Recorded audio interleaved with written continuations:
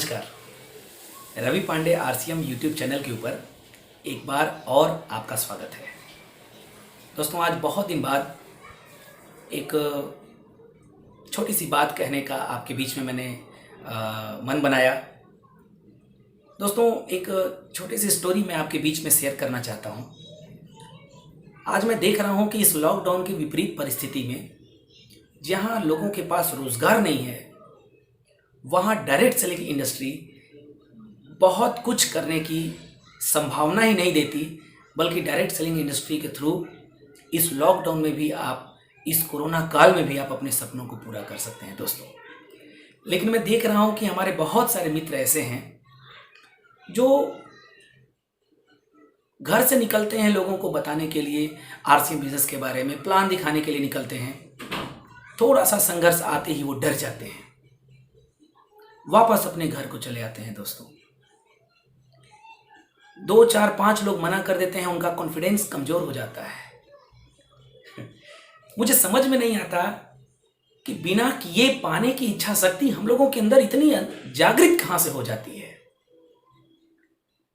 गीता में भी हमने पढ़ा, कर्मम प्रधानम, कर्म किए जा। दोस्तों, हमें समझ में नहीं आता कि ये बिना कर्म किए फल पाने की इच्छा शक्ति हमारे अंदर आती कहां से है। फ्रेंड्स, हर काल में हम लोगों को यही बताया गया है कि कर्म करेंगे तभी जाकर के बड़ा फल मिलेगा। कहते हैं कि कर्म किए जा, फल की इच्छा मत कर ए इंसान, जैसा कर्म करेगा वैसा फल देगा भगवान। फिर दोस्तों, हम बिना कर्म किए पाने की इच्छा शक्ति कहां से रखते हैं दोस्तों। मैं देख रहा हूं कि बहुत सारे साथी ऐसे हैं जो संघर्ष करना चाहते हैं, फील्ड में निकलते हैं, और 2, 4, 5 साथी के मना करते ही उनका कॉन्फिडेंस कमजोर हो जा रहा है और वो वापस घर पे आकर के सीनियर्स को फ़ोन करके, हमें फ़ोन करके कह रहे हैं कि सर बहुत संघर्ष है, बहुत दिक्कत है सर, नहीं हो पाएगा हमसे। दोस्तों, हमें ये नहीं समझ में आता आखिर कैसे इतनी जल्दी बिना कर्म किए या कम कर्म किए हम बड़ी सफलता प्राप्त कर लें। दोस्तों, संघर्ष कौन नहीं किया। द्वापर में श्री कृष्ण को संघर्ष करना पड़ा अपनी बात लोगों को बताने में। सतयुग में भगवान राम को संघर्ष करना पड़ा अपनी बात लोगों को बताने में। महात्मा बुद्ध को संघर्ष करना पड़ा, गुरु नानक को संघर्ष करना पड़ा। किसको नहीं संघर्ष करना पड़ा दोस्तों। सच को साबित करने के लिए इन लोगों को इतना संघर्ष करना पड़ा दोस्तों। तो हम लोग भी ईमानदारी का काम कर रहे हैं, तो थोड़ा सा संघर्ष, थोड़ा सा मेहनत तो हम लोगों का बनता है। फ्रेंड्स, एक छोटी सी स्टोरी मैं आपके बीच में शेयर करने जा रहा हूं। आप पूरे ध्यान से इस स्टोरी को सुनिएगा, समझिएगा इस स्टोरी को। बहुत पहले की बात है। सुकरात एक बहुत बड़े दार्शनिक थे, बहुत बड़े विद्वान थे, ज्ञानी थे। सुकरात अपने घर में बैठे हुए थे।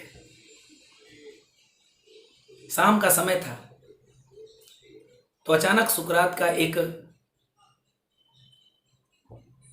नौकर था, सुकरात के पास आया और बोला, हे प्रभु, आपसे एक व्यक्ति मिलने के लिए आया हुआ है, एक इंसान आपसे मिलने के लिए आया हुआ है। वो बहुत थका हुआ है, बहुत हारा हुआ है, जीवन से टूटा हुआ है, वो आपसे मिलना चाहता है। सुकरात अपने नौकर को बोले, अच्छा ठीक है, मैं भोजन कर लेता हूं, तो उसको अंदर बुलाओ। सुकरात के भोजन करने के बाद उस इंसान को सुकरात के पास लाया गया। सुकरात ने पूछा कि क्या हुआ है। तो उस व्यक्ति ने जवाब दिया कि हे प्रभु, मैं जीवन से बहुत हार चुका हूं, कई काम किए सफल नहीं हुआ, कई तरीके की नौकरी की लेकिन कामयाब नहीं हो सका। मेरे घर वाले हमें निकम्मा बोलते हैं, आवारा बोलते हैं। मेरी पत्नी मुझे कामचोर बोलती है। उन लोगों को लगता है कि मैं प्रयास नहीं करता प्रभु, लेकिन मैं बहुत प्रयास करता हूँ, लेकिन सफल नहीं हो पाता। मैं जीवन से थक चुका हूँ। मैं आत्महत्या करने जा रहा था, तभी अचानक मुझे किसी के द्वारा पता चला कि सुकरात जो एक बहुत बड़े दार्शनिक हैं, बहुत बड़े ज्ञानी हैं, उनके पास अगर हम जाएंगे तो वो ज़रूर कामयाब होने का रास्ता मुझे बता देंगे। और मैं प्रभु इसी उम्मीद में आपके पास आया हूँ कि आप मुझे कामयाब होने का रास्ता बताएं। सुकरात ने कहा कि अच्छा हुआ कि तुमने आत्महत्या नहीं किया, सही जगह आए हो, लेकिन अभी मैं तुम्हें कामयाब होने का रास्ता नहीं बता सकता। मैं रोज सुबह 5 बजे नदी में स्नान करने जाता हूं। तुम कल सुबह 5 बजे नदी के पास मुझसे मिलना। वो लड़का चला जाता है। अगले दिन सुबह 5 बजे नदी के पास वो पहुंच जाता है। सुकरात को वो नदी में स्नान करते देखता है। सुकरात का नज़र भी उस इंसान के ऊपर पड़ता है, उस व्यक्ति के ऊपर पड़ता है। सुकरात इशारे में उसको नदी में बुलाते हैं। वो लड़का कामयाबी का राज जानने के लिए नदी में जाता है। सुकरात कहते हैं और अंदर आओ। वो लड़का और अंदर आता है और नदी का पानी धीरे धीरे उठने उसके घुटने को टच करने लगता है। सुकरात ने कहा और नीचे आओ। वो लड़का कामयाबी का राज जानने के लिए और पानी में नीचे उतरता है। वो पानी धीरे धीरे उसके कमर को टच करने लगता है, कमर तक पहुंच जाता है।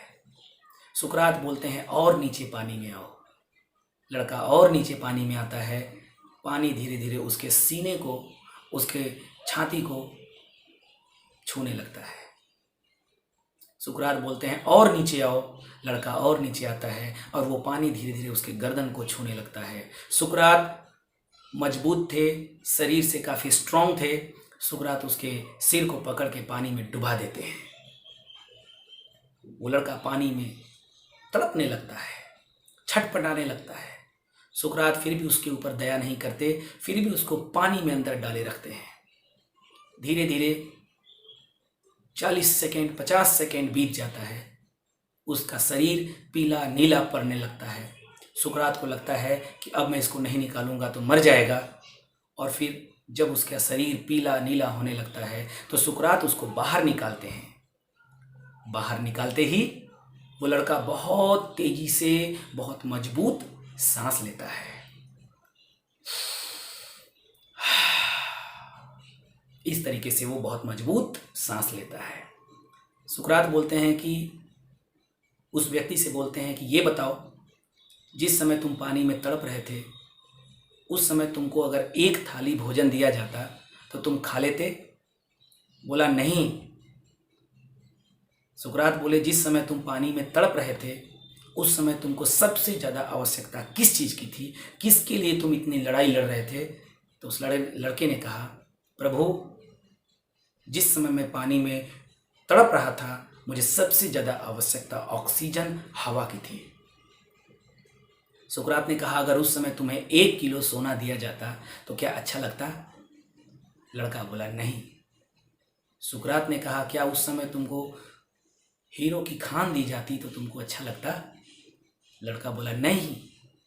सुकरात बोले उस समय तुमको अच्छे अच्छे गहने, अच्छे अच्छे कपड़े, अच्छे अच्छे वस्त्र दिए जाते तो अच्छा लगता? लड़का बोला नहीं प्रभु नहीं, उस समय मुझे केवल और केवल ऑक्सीजन, हवा की आवश्यकता थी, वायु की आवश्यकता थी।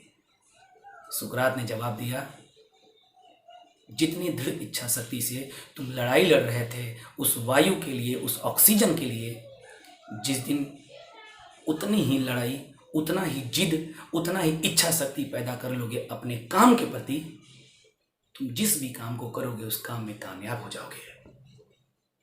दोस्तों, ये स्टोरी हमें यही सिखाती है कि जिंदगी में कामयाब होने का केवल एक ही मूल मंत्र है और वो है अपने अंदर जिद, जुनून, इच्छा शक्ति, आग या पागलपन पैदा करना।